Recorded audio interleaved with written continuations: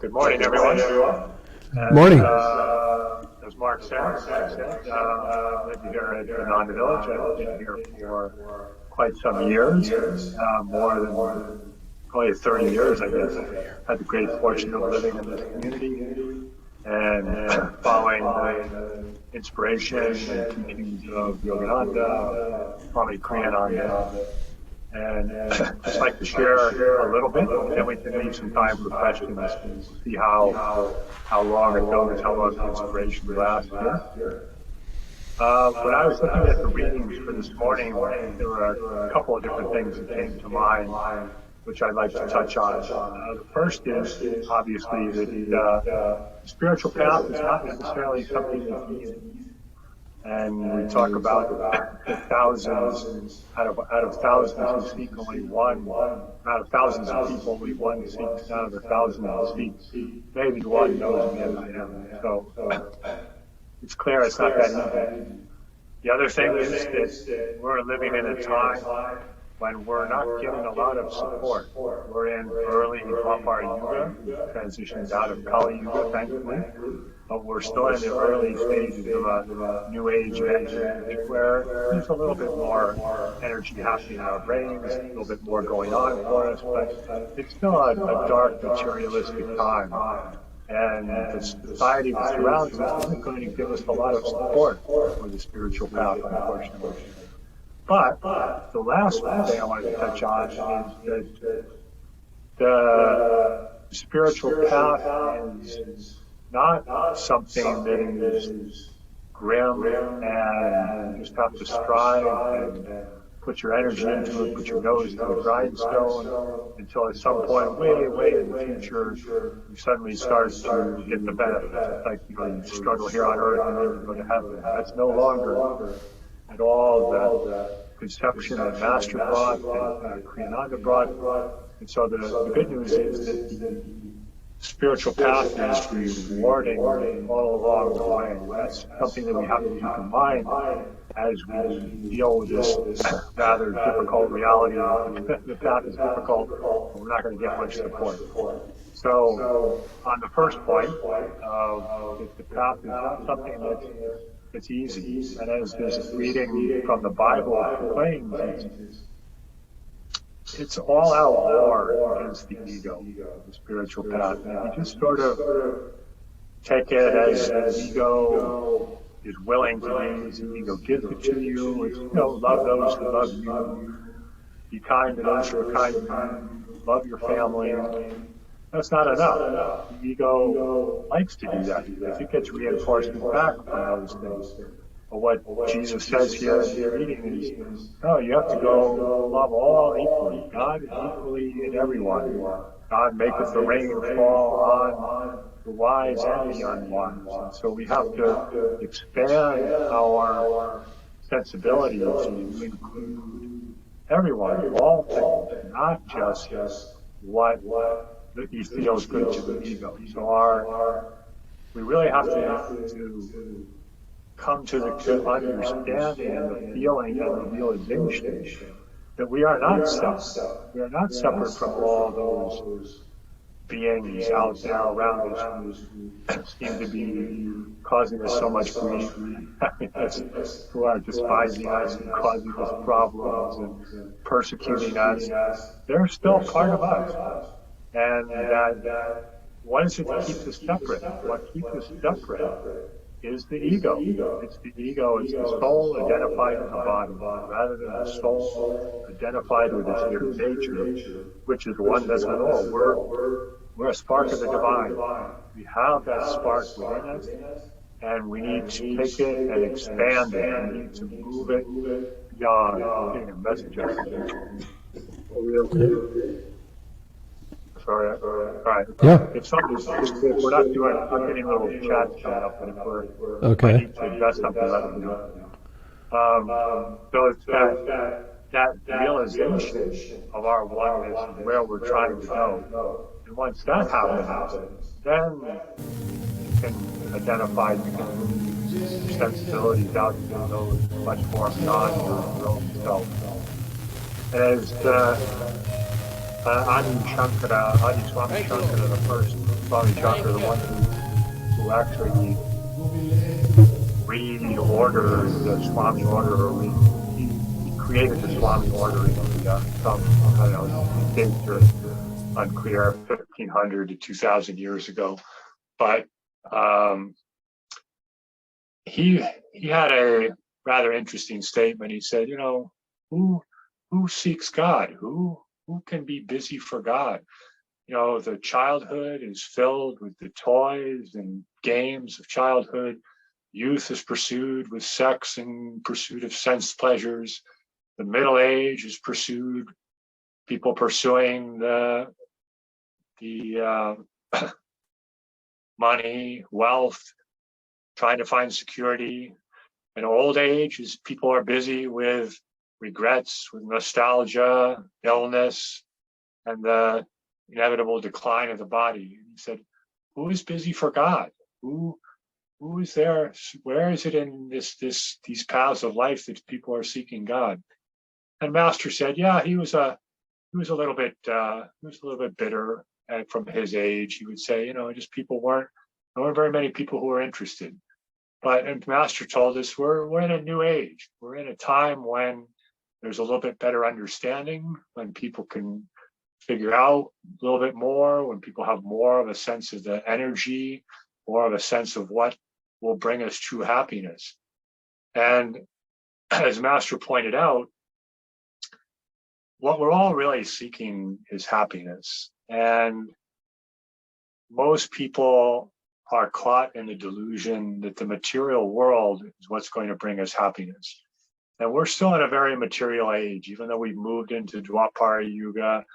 We're still at the very earliest stages of it, where there's this competing understandings. People are getting a little bit more of a sense of what can bring us happiness, the energy. But by and large, we still live in a very material age, an age of fraught with ego consciousness, of people trying to, as Yukteswar said, make themselves taller by cutting off the heads of others, right? Trying to get ahead, trying to compete, seeing themselves as separates. If I have to win, I have to do better than somebody else, or I have to gather all kinds of things in my life. That's what's going to give me security.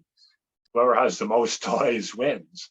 They have to go out there and just keep looking. Oh, this isn't going to do it. That's not going to do it. All right, no, I need this. And if it's not the house, it's not the car, what is it? It's the relationship. It's the perfect children. It's the perfect career.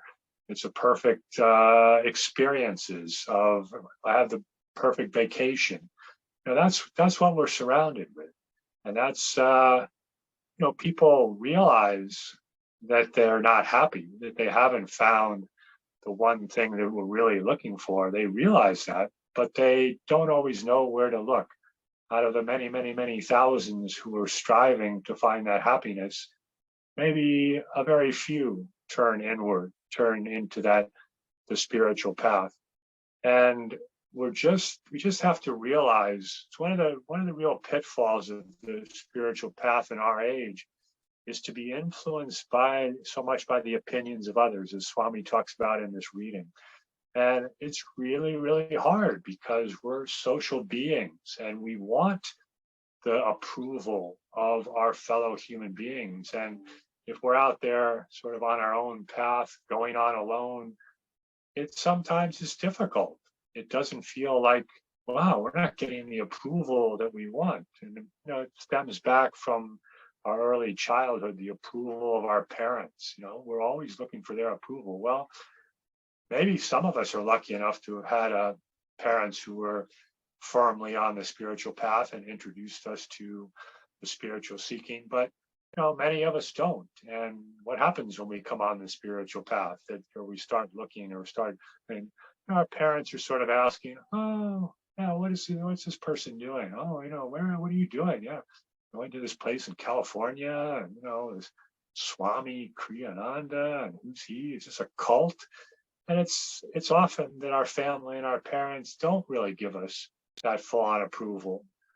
Sometimes they'll grow to understand a little bit and at least be neutral and not antagonistic, but it's something that many of us have to deal with the fact that our families, our friends, especially our friends from maybe our teenage or college years, or our colleagues at work, they don't really understand what the pursuit of the spiritual path is, especially giving it the emphasis that is needed, that this reading tells us, that Jesus tells us, the emphasis and the energy that's needed to really succeed on the spiritual path. So you have this whole sea of opinions around us, and not to mention the advertising that we always see, that the whole cultural mindset that you're going to find happiness outwardly, that you're only going to find true joy and happiness through things, relationships, experiences that we were saying. And so we have to realize that, and we have to say, no, I am going to not be influenced so much by the opinions of the society at large. Swami Kriyananda used to say that you can bet that if most people believe in something, or if most people are going one direction, that's not the right direction. So he was, of course, someone who could, clearly charted his own course and was not afraid at all to just break with the world. He broke with his parents. He went to, took a bus to California, and against the will of his parents. His father especially was very, very dismayed that he would be suddenly joining an Indian guru in California and leaving behind his college career and the possibility of becoming a playwright. And, there was not any approval there, but they gradually came to accept it, and especially his mother, who was much more of I think was a little bit more tuned into the inner life, the divine experience. And she knew that this was a life lived in God. And it's like for us, when we get firmly committed on the spiritual path, in the beginning, it's important to not try to convince your old friends and your parents and your family that you're really doing the right thing, because we come onto the path on fire for the spiritual path. And so we, of course, want to share that with everyone, especially with those who aren't necessarily approving of what we're doing.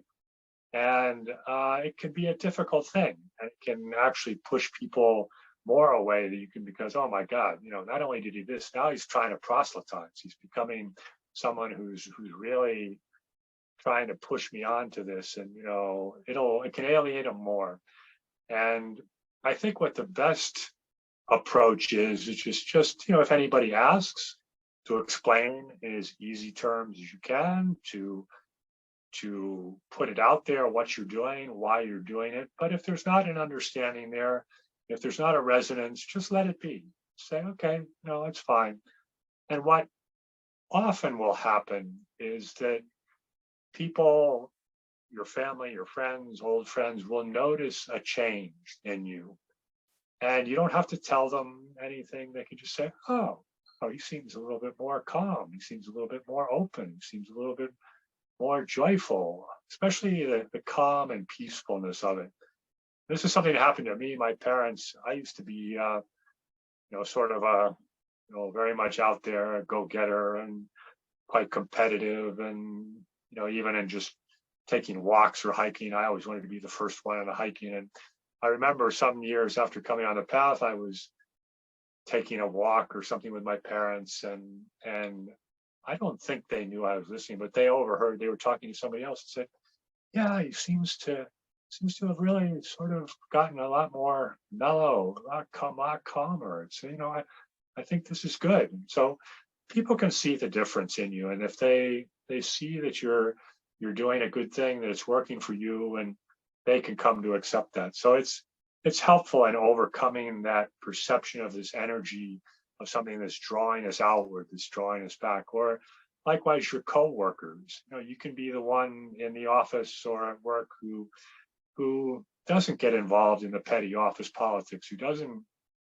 play the ego games, who is just there to serve. If you can, in your service, really practice nishkam karma, the action without the desire for those fruits of his action, people will understand that, or people will see that and appreciate it. They may still try to cut your throat and, try to get above you on the corporate ladder or in your job or stuff. But, that's okay. Let them, and you can become the peacemaker. You can become the calm one. You can become the one who brings that sense of joy and of calmness, and who can actually help with conflict. And people will notice that, and so that's where we get our approval, or at least get it back to neutral. Because I don't think we're going to find approval, as the Gita reading says. You're just not, in this age, you're not going to find a lot of people who are going to approve of what you're doing. And you really need to just go on alone. And it's a process. It's, we've been at this for a really long time. It takes 5 to 8 million lifetimes just to get from all of the earlier stages to get into a human body, to have that nervous system that allows us to even have the conception of wanting to find God, going to have that. It's actually important to have the ego. The ego is something that gives us this sense of I'm controlling. There's something, I have a part in this. I can control what I'm doing. I can control my destiny. I can choose. The animal, plant, mineral kingdom, they're just following the program. They're not trying to, they don't have this sense of I can change things. I just, okay, I'm a fox. I'm going to be a fox. I need to find food. I need to procreate, and I need to find a den, and I'm just going to be a fox. There's no sense of I could be something else. I'm going to join I'm going to become one with the universe. That's the beauty of becoming human. But even after the 5 to 8 million lifetimes, once we become human, it takes millions of lifetimes to say, oh, I want to try being this. I want to try doing this. I need to try this role. I need to be able to this. This is what's really going to do it this time. This is what's going to bring me the happiness. I know I'm the one now that this is going to be it. And so you go through that lifetime, and you're a pirate, you're a business person, you're a parent, you're whatever. We try all those things, and we realize, oh, that didn't quite do it, until the anguishing monotony, as Yogananda put it, sets in, and we start to realize, there's something else, and we start to wake up, and we start to have a sense of that inner life, and then we become the one out of the thousands who try to seek. And we don't have to worry that we're not going to become a saint in one lifetime, or that we're not necessarily totally committed. It's a process coming onto the spiritual path. And, don't beat yourself up that you're, oh my God, there's so long to go. And, here's this thing, out of even the thousands are seeking, how many know me as I am? Don't worry about that. The important thing is that, if you're watching this, if you're part of this, you're part of the Sangha, if you're part of these spiritual teachings, you have joined the one among thousands who is seeking. And that's the most important thing. You are seeking. And then from there, you take just what the next steps are going. And you realize it's not a short path. It's a marathon. It's a long, long way. But it just really depends on how much energy and understanding we can put into it, how much aspiration. We really have to have that aspiration that I am not happy with my material life, with this, what the society around us is giving. It just is not giving me what I want. I remember once when I guess I was in graduate school, and I went to visit the family of a friend of mine, my roommate, and we were just out there, and this was his sister, who lived in this, nice suburb, had a nice job, a family. We were just sort of sitting there in her kitchen, and she was just talking about her life, and I just had this sense, this realization, is that, oh my God, this is not going to do it for me. This is not what I want. Here's the American dream in all its glory, and this is not it. And I was just getting into yoga and the spiritual path, but it was a very clear moment for me, and said, no, there's something else. I have to seek something else. And that's when I got more firmly into the spiritual path and got things, moving along.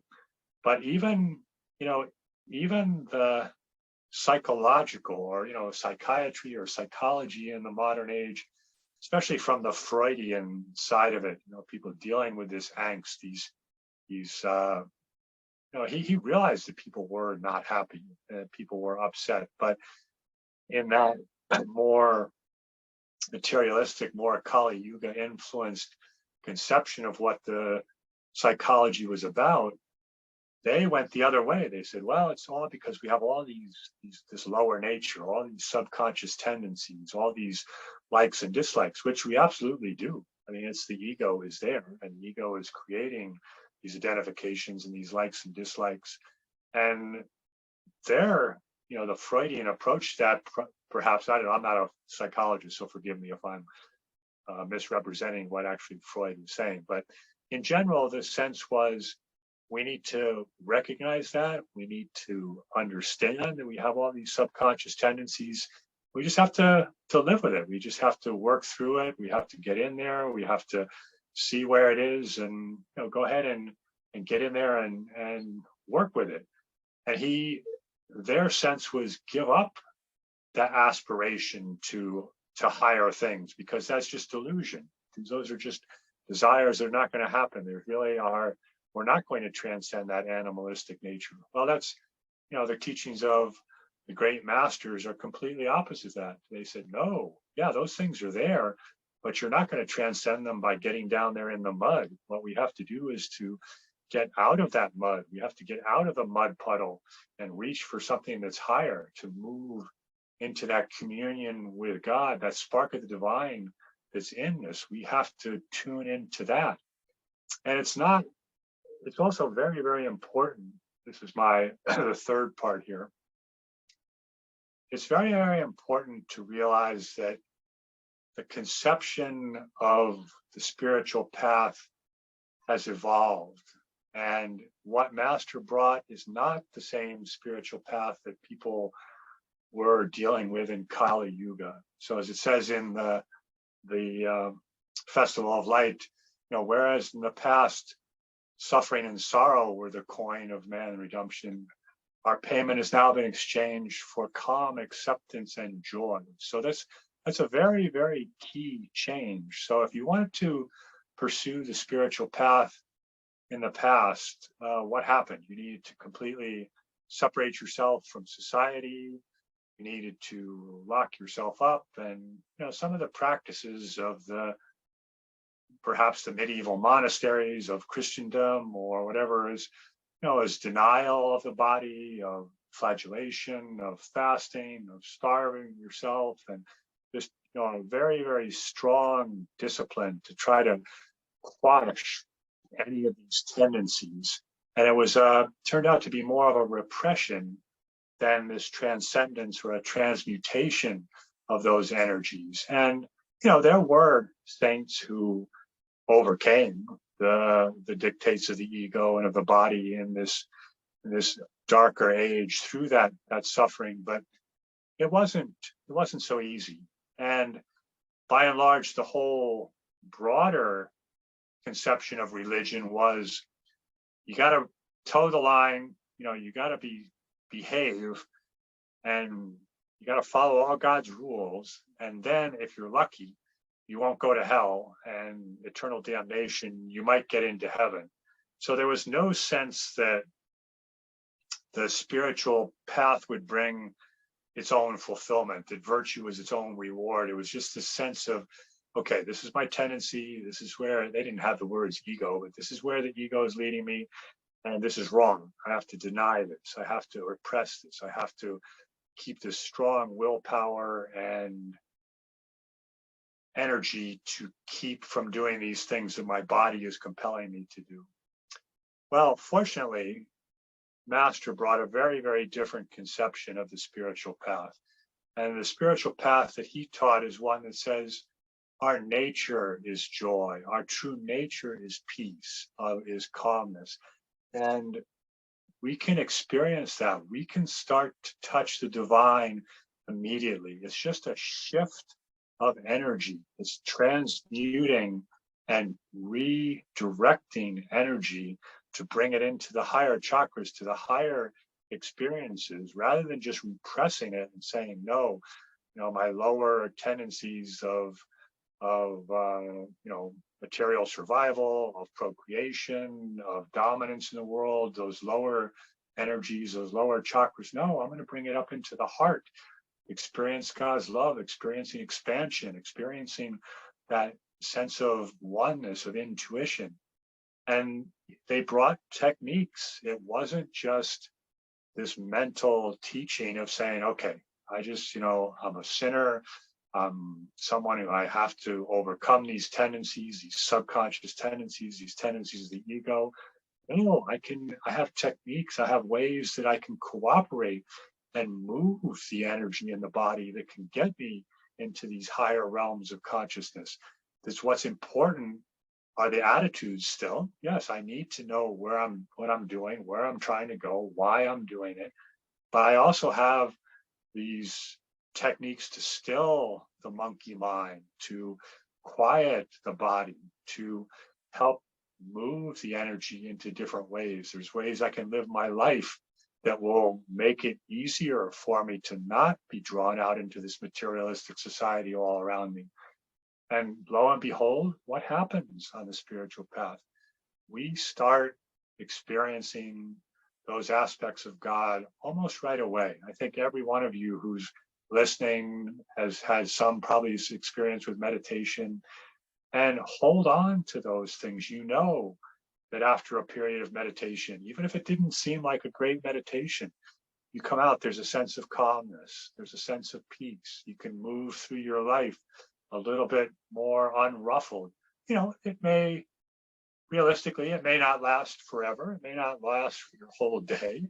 That's okay. Don't worry about it. You've touched the hem of Divine Mother's robe.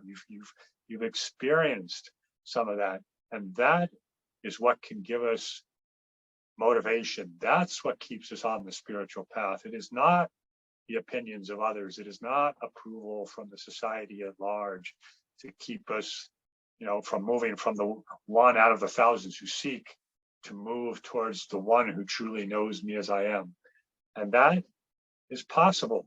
It's just keeping our feet firmly on the path, keeping us moving, and recognizing that inspiration when it comes, recognizing that feeling of, wow, I'm really feeling one with nature today. I go out for a walk and I'm just, feeling the birds and the trees and the flowers, and I'm feeling this sense of soul expansion. Or I've suddenly, I don't know why, but I have this sense of impersonal connection with all these people. There's these people I don't even know. Maybe they're my enemies, or maybe there's that boss at work who's been fighting me and trying to, put me down, that I've had this conflict with. And all of a sudden, I have this feeling, well, yeah, it doesn't even really matter. I can just see this person as a child of God and start moving towards those things that Jesus is talking about, that ability to see all, to be kind to all, to love all equally. And the important thing is that it's, people read that in the Bible and they, okay, I'm going to set my willpower and I'm going to firmly try to love everyone.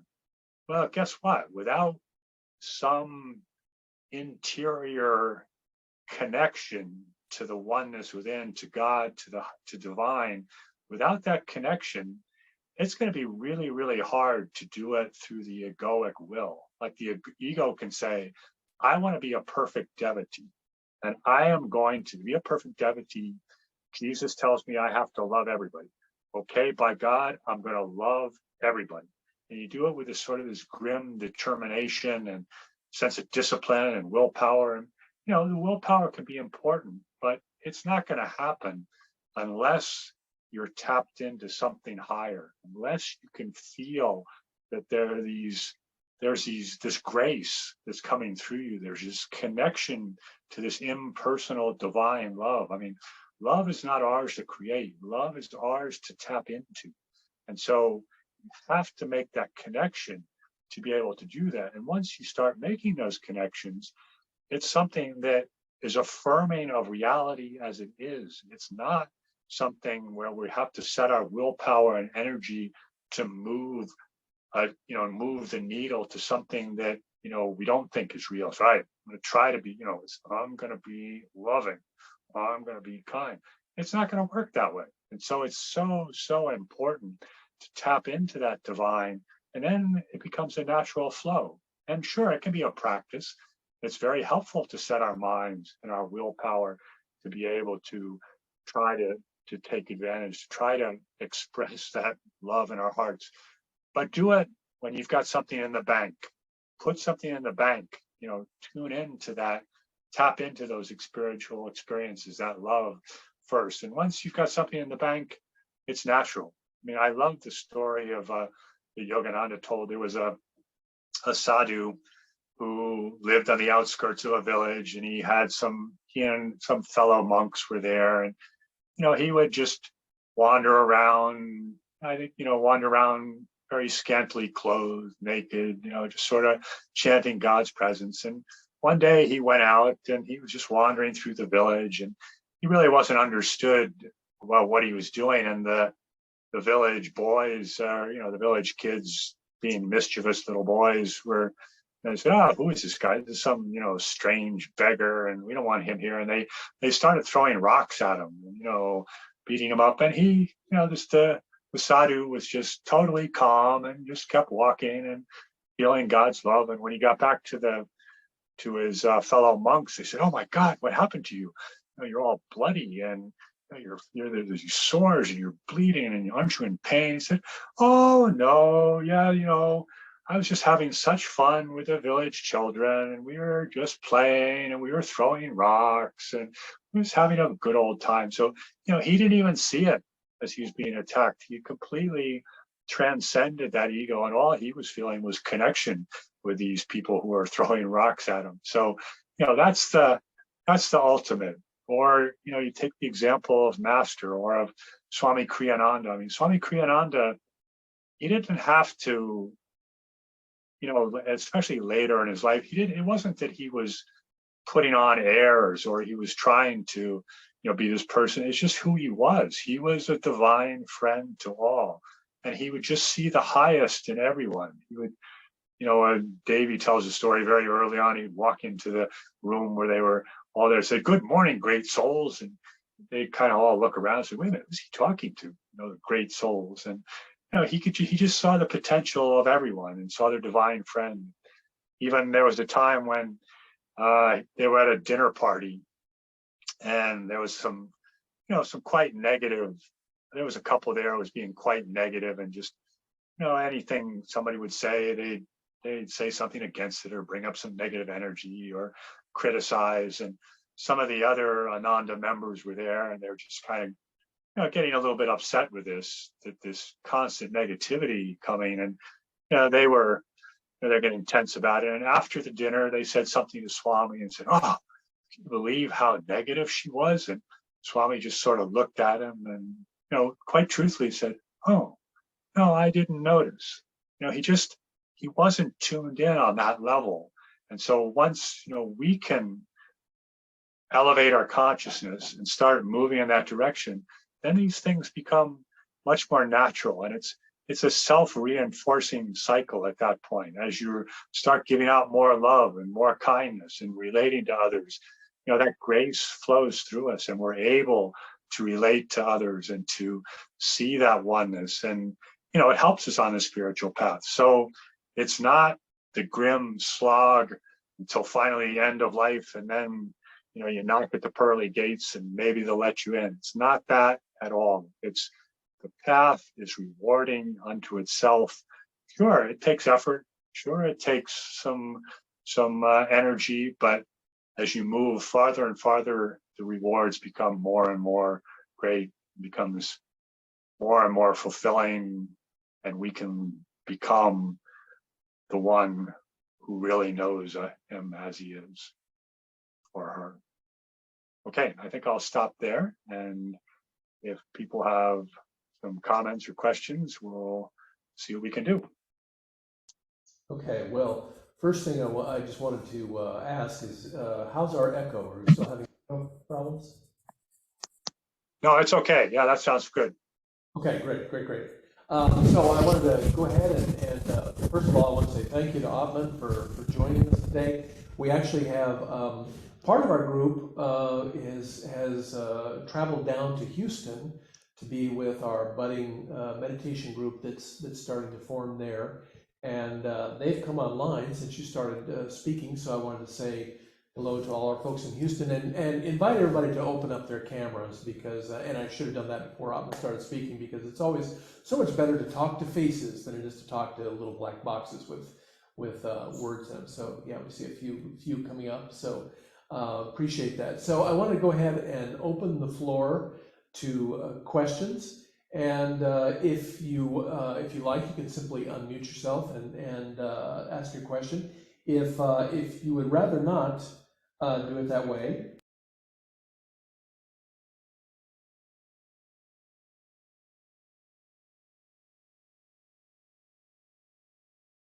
I just lost you, Mark. I'm not hearing anything.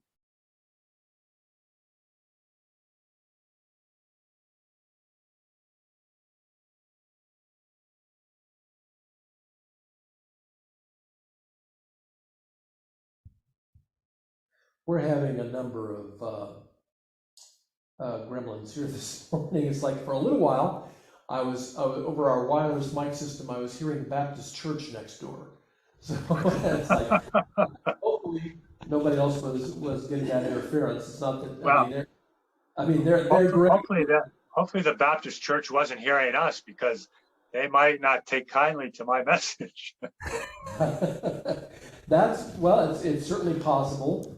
The interesting thing is we watched a movie the other night we have a thing that we do called Fun Fridays, and movie night we had Friday, and we watched a movie called Come Sunday. I don't know if you're familiar with it or not, but it's about a Pentecostal.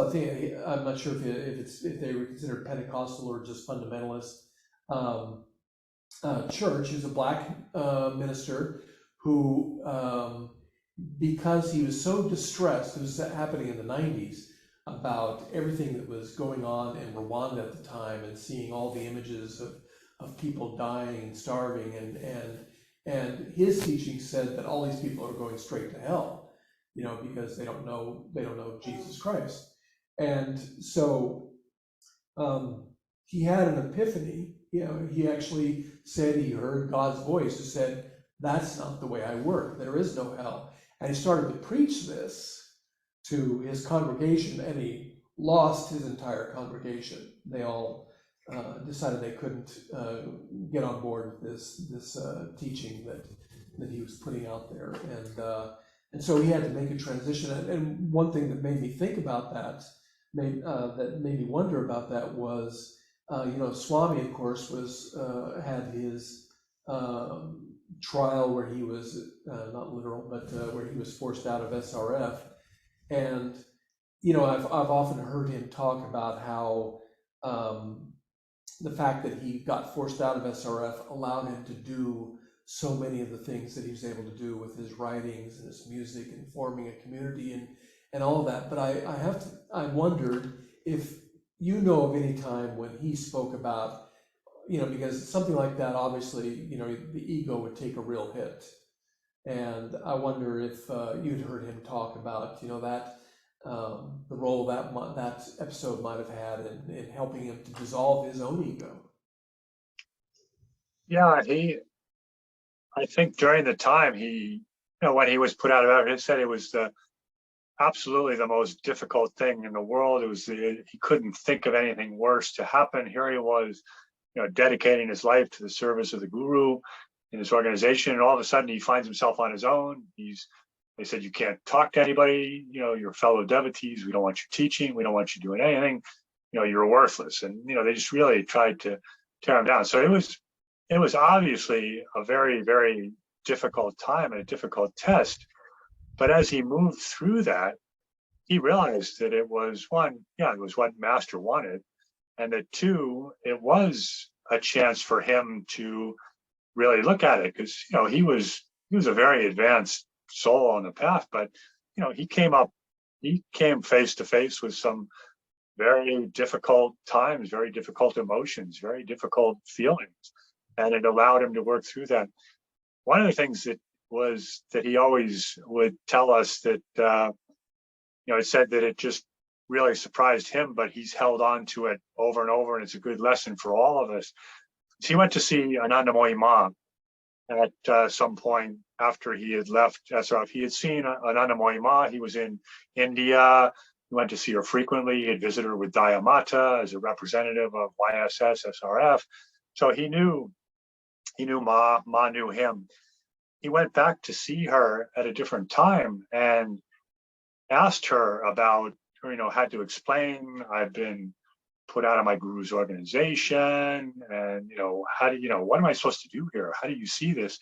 And she just looked at him and smiled and said, just guru's grace. Just take it as guru's grace. It's all guru's grace. And Kriyananda's first reaction was, oh my God, guru's grace. How can this possibly be guru's grace? That's the last thing I think it is. And the most difficult part, he said, of that whole trial was feeling that he might have displeased Master, that he might have done something that was so bad that Master didn't accept him as a disciple anymore. And he realized that no, he still had the connection to Master. He still felt that love. He still felt this was what he wanted to do. And then when Anandamoyi Ma said that, just take it as guru's grace. And that's a great lesson for all of us, to say, when trials come, take it as guru's grace. You're not going to get strong by wrestling with babies. You have to face the tests that come, and they're sent for a reason. And just hold on to the feet of the guru. It's guru's grace. Wonderful. I wanted to just give a shout out to Sam and say, hi, Sam. Good to see you. And open up to other questions. Again, you can put it in the chat if you want to ask your question.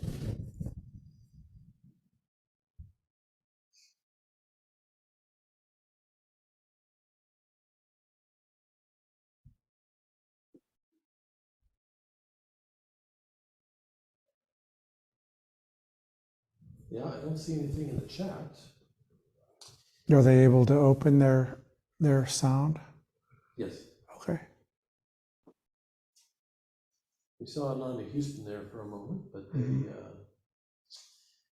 they disappeared again. So, all right, anybody here in the room? Any questions for Atman? I just wanted to say that this has been the most wonderful talk, and I really appreciate walking us through everything you walked us through, and how beautiful it is. And that whole concept of sometimes the things that from a material world perspective are the most disastrous could lead us to the best possible outcomes. And it's a matter of, if wherever we are and whatever the difficulties are, if we look at the next step toward the light and don't just react negatively, but what have I learned about that? What is the silver lining about that? Anything that went wrong, and also just looking at the whole world is what went well today, because a lot of times the little things are just not very important, and the big trials we have, if we face them with attunement, like the different kinds of courage that were talked about in the affirmation, if we face all of our trials with attunement, and with the expectation that really is a blessing from the first get-go, without understanding any of it, it is a blessing. And to have this unlimited expectation that no matter what is going on, is the best possible outcome for us. And then, like you say, put it in the bank when you realize that thing that I thought was so terrible, if it weren't for that, where would I be today? And we put that one in the bank and put the next one in the bank. And it's like, whether it seems to be good outwardly or whether it seems to be bad outwardly, is it just a matter of, let's look at it from above? Yeah. No, it's really interesting because I don't even know how I got there, but there's something on YouTube and there was Asha came up and, I clicked on it. This is Asha Nayaswamy, who serves in Palo Alto, who's actually right now on a tour in Africa and Asia. But it just was this little snippet of one thing. And it was very apropos to today's talk. And what she said is, you have to realize that the only reason that things are happening around us, that the only reason we're in this world is to help us to do two things. One, to love more perfectly, more impersonally, more expansively, and to serve more perfectly and more expansively. So it's just love and service. And everything that happens to us, if we can look at it as an impetus towards greater love, channeling greater love, and doing greater service, serving the God in others, serving the God in this creation, getting outside of ourselves, and that sense of service, and doing it with that sense of love. So, just hold on to that, service and love. That's why we're in this world. Once we get that lesson perfectly, we can start adorning some higher worlds. Thank you very much, Atman. Are there any other questions? Oh, Mallory, do you have something? Oh, here, let me. Hi, I'm Mallory. Thank you for your talk. Here, why don't you start over with this? Oh, hi, I'm Mallory. Thank you for your talk. Can you hear me? Yeah, need a little bit more volume, maybe. Or they can repeat the question. I can speak louder too. Yeah. Okay. Go ahead. I think that's good. I was just going to say that we live in the Bible Belt here, that is surrounded by a lot of people, Christian, different denominations. Can you hear me? Pardon me, maybe a little. Yeah. Okay.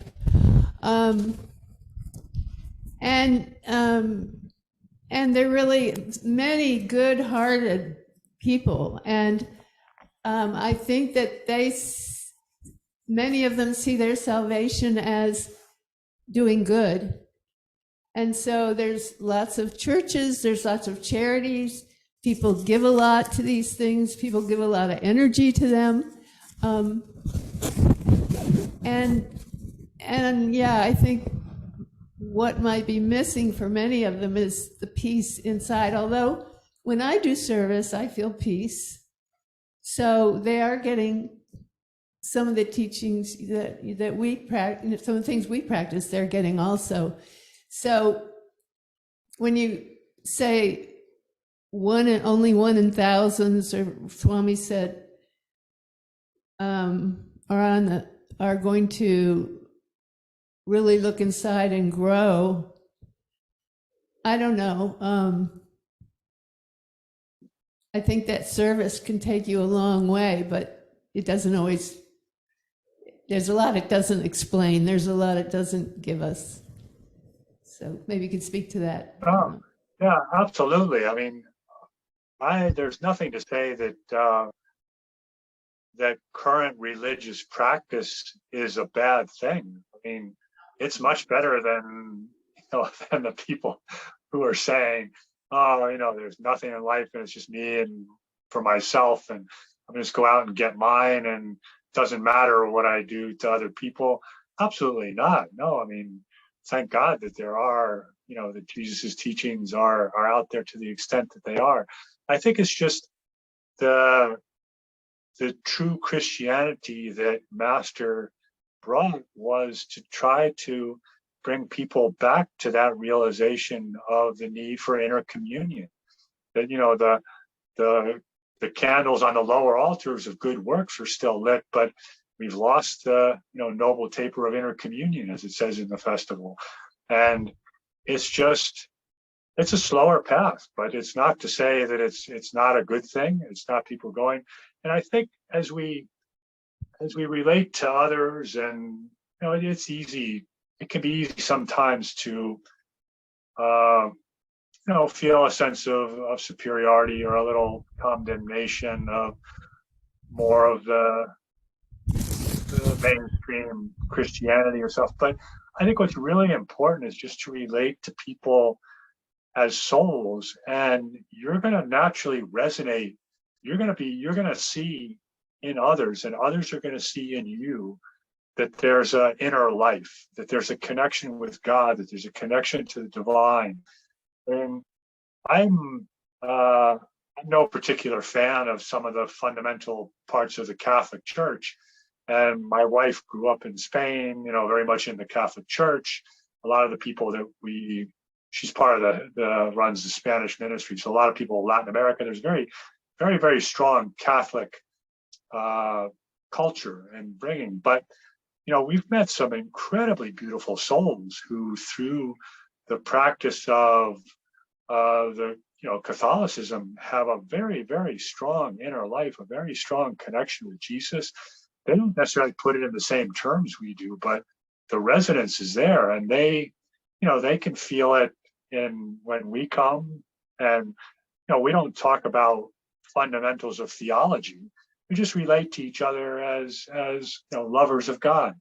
And so I think that's an important way to look to others around you. I mean, set aside if my way is the only, if they start preaching my way is the only way, you have to come to Jesus, you have to, condemnation and separation, leave that part alone. But service to others, reaching out, a sense of divine love, a sense of divine ministry, that's part of the teachings. We embrace that. So it doesn't have to be all or nothing. You can certainly relate to people and the parts of their beliefs that are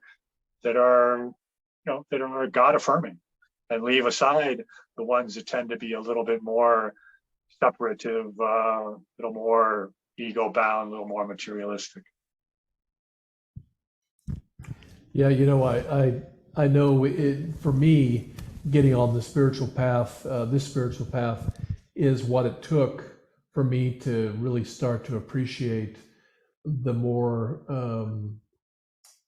spiritual dimensions of the Catholic, the more devotional dimensions of the Catholic religion. It's like, why do we say this stupid rosary? I mean, just say the same thing over and over and over again. It's like then you come into a meditation, and you're repeating the mantra over and over again. And it's like, it's opening up the heart's devotion. And it's interesting, I think Supriya, who's in Houston, would agree with me as well, that because she and I both share that Catholic background as well, that it was getting on this path that helped us to open up and to appreciate what was trying to happen in the Catholic Church, but it wasn't necessarily doing it for us at the time. Can I toss in here, Mark, because of what you just said, and hi, from outdoors here. Mm-hmm. First, we are at Brazos Bend Alligator Park, a state park in Houston, right outside of Sonia and Paul's home. So we are here. But I wanted to follow up on what you just said, that I think, like, for the Catholic Church, the changes that were not happening quick enough for something that you and I, Mark, and many others were feeling inside of us. I think that spurred on or helped us to open up to something else. I didn't plan to leave the Catholic Church at all, had no idea I'd be doing what I've been doing for the last 30 years. And yet, hindsight shows me that I just went to learn to meditate more deeply, because I'd only taught myself from a book. And the Ananda Center here in Dallas with Pranava and Parvati gave me that opportunity. And that's all I wanted, was to learn to meditate. I didn't know that Jesus, Yogananda, and the masters had another plan for me. But I think what the Catholic Church was giving us at that time wasn't enough. And it was offering us the opportunity.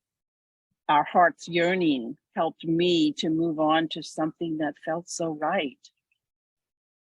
So that's all I'll say. You'll hear children in the background. We have families barbecuing behind us. And Maitri says hi. She is off walking with Paul. Yeah. And you're sitting here at a picnic table saying hi to you and letting you see the beautiful greenery all around us and sending you much love. And Atman, thank you for Thank you, coming Atman. online. So we're just gonna stay another moment and then we're gonna sign Hi, off Sonia. to go walk. Hi. See you soon, Atman. Yeah, Sonia's Oh, coming beautiful. soon to the village. She'll be there soon. Actually, and I'll be there next week as well. So. Ah, Yeah. Wonderful. Excellent. Everybody's going to the village but us. You Mike's had gone. your turn. It's the internal pilgrimage. It's not where the body is. Right you are. Yeah, I don't know if you are familiar with the folks that are going to be in the next Living Discipleship, but Mike is going to be. Yeah, I'll be there. Is going to be there.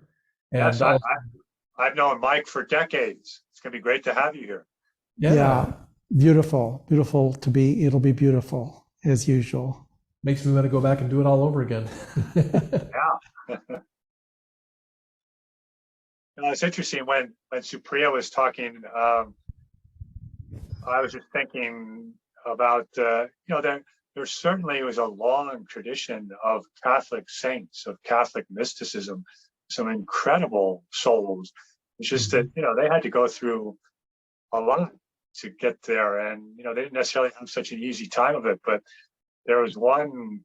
I just love the story that I wasn't born a Catholic or brought up a Catholic. I was brought up Presbyterian church and was not very interested at all, despite the fact that my parents took me to church every day or every Sunday. And I was not into it at all. And so then, I met Bhakti Marg and we would go to Catholic, I went to Catholic Mass and, didn't relate all that well to it and all this stuff. But then we went to visit St. Teresa in Calcutta. We had the good fortune of visiting her center, her ashram, her monastery, whatever you want to call it, in Calcutta, when she was still in the body. And we went to evening vespers, I think it was. And she was just there, and she wasn't giving communion to others, but she went through the ceremony. I'm not even, I don't know, I may be giving the wrong terms, but she went through the presentation of the host and the partaking of the communion there.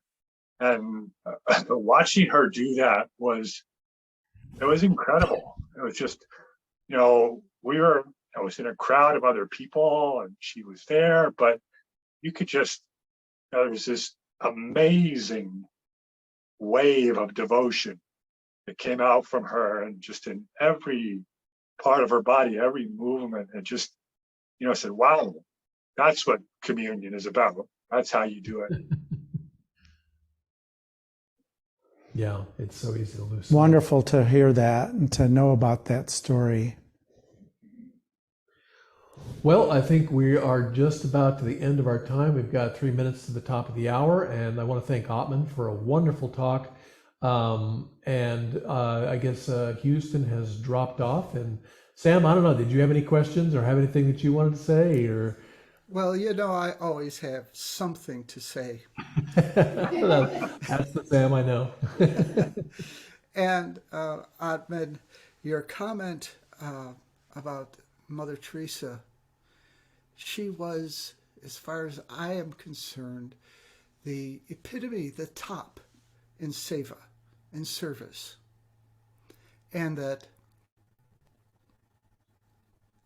the way we as Ananda devotees must also act as in service without without the thought of doing something for me.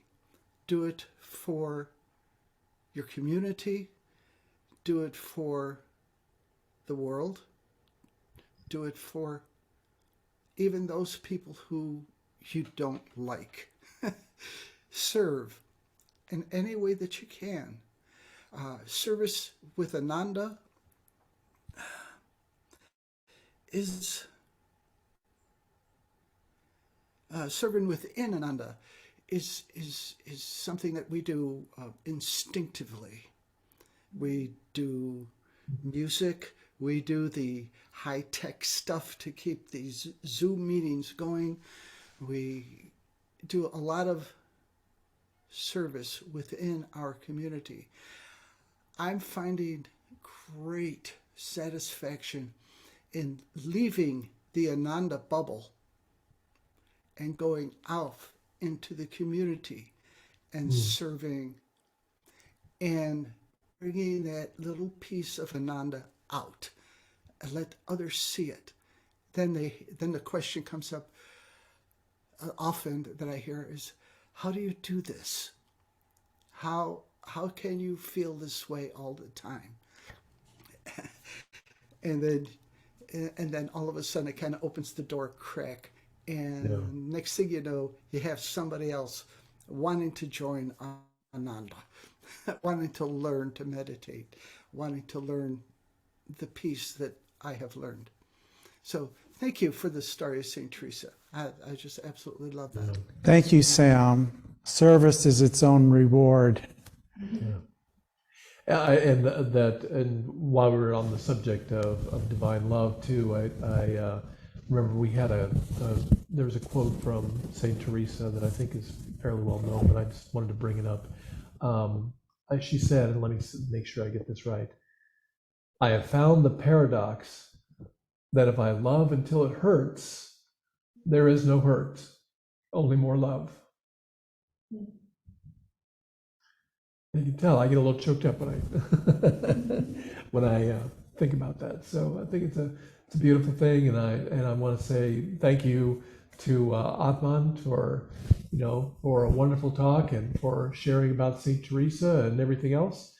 I think it's we're at noon now here in Texas, and I know you've probably got other things that you gotta get on to. So we'll let you go and say thank you very much and Okay. blessings.